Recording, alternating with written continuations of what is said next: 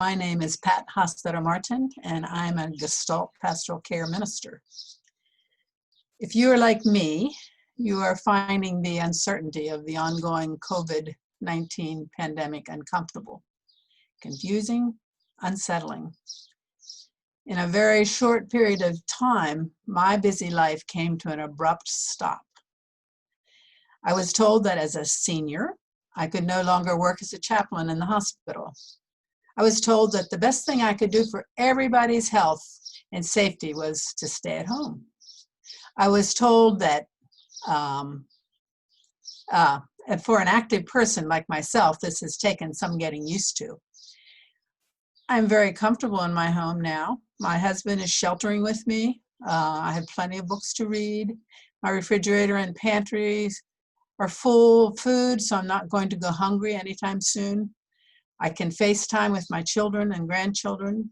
My church Zooms the service into our home every Sunday morning. I have a backyard to sit in and can walk up the hill behind our house every day if I wish. I acknowledge my privilege, and yet it seems that I no longer have much control of my life. Several weeks ago, I had a dream, and dreams are something that we pay attention to in Gestalt Pastoral Care Ministry. Sometimes thoughts and feelings that we do not allow to enter our consciousness are exposed in our unconscious, in our dreams, and it is often interesting to explore their meaning.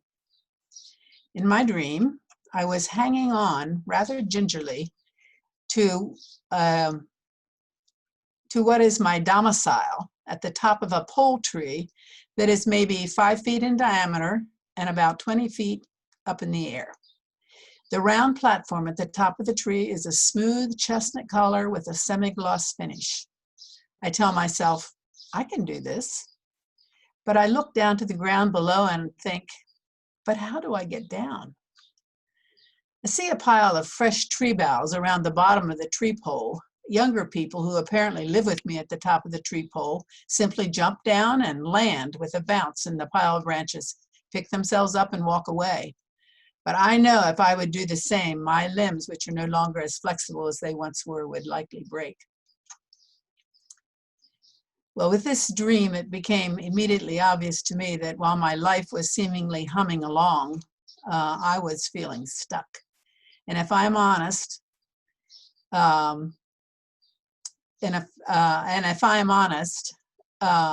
even afraid about what the future might hold for me and those I love. So these days, I've been trying to listen to my inner voice, to pay attention to my fears, my grief, my uncertainty, my not knowing. Joanna Macy, an author and environmental activist, encourages us to let go of our need for certainty, even for hope, because there is something about not knowing that rivets our attention on what is happening right now. I want to open my heart to the reality of the suffering around me, knowing that suffering can teach me how to love more deeply. Suffering challenges me to look honestly at myself, our society, our interconnected world, and then to courageously and fearlessly begin to engage with others in moral and life-sustaining actions right where I am, creating in the process the building blocks of a spiritual and political movement that protects life rather than destroys life. Perhaps it is the paradox of Jesus' teaching that those who try to save their lives will lose them, and those who lose their lives will save them. So, in this time of isolation, I am being challenged, in the words of Friedrich Buechner, to listen to your life. See it for the fathomless mystery it is, in the boredom and pain of it, no less than in the excitement and gladness. Touch, taste, smell your way to the holy and hidden heart of it, because in the last analysis, all moments are key moments, and life itself is grace.